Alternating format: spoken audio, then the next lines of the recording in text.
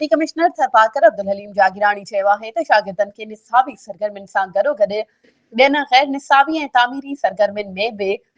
बहिरो वठणु घुर्जे त जीअं संदनि ज़हनी तोड़े जिस्मानी ओसर थी सघे।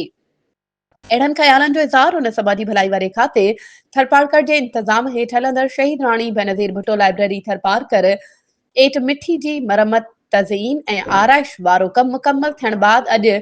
मुनक़िद कयल इफ़्तिताही तक़रीब खे ख़ासि महिमान तौरु ख़िताब कंदे कयो। उन मौक़े ते ॻाल्हाईंदे हुन चयो त शागिर्दनि खे घुर्जे त उहे महिनत सां पंहिंजी पढ़ाई कनि पर कुझु वक़्तु लाइब्रेरी खे बि ॾियनि जिते खेनि आम मालूमात समेत मुख़्तलिफ़ मौज़ूअनि ते लिखियल किताब पढ़ण जो मौक़ो मिलंदो जंहिंसां संदनि सोच ऐं इल्म में वाधारो थींदो। उन मौक़े ते असिस्टेंट कमिश्नर मिठी फरीद अनीफ ॻाल्हाईंदे चयो त जंहिं बि मुल्क में लाइब्रेरियूं घणियूं हूंदियूं आहिनि उते जी क़ौम तमामु घणी शऊर सघ ऐं ॼाण खज़ाने सां मालामाल हूंदी आहे। हुन चयो त शागिर्दनि खे घुर्जे त किताबनि जो तमामु घणो मुतालियो कनि जंहिंसां न रुगो मुस्तक़बिल में तरक़ी माणींदा पर संदनि बि ॻाट ऊचो थींदो। बाद में डिप्टी कमिश्नर थरपारकर लाइब्रेरी जो मुआयनो कयो जिते असिस्टेंट कमिश्नर मिठी फरीद अनीफ खे इस लाइब्रेरी जी मरम्मत ऐं ख़ूबसूरती वारे कम बाबति तफ़सीली ब्रीफिंग ॾिनी।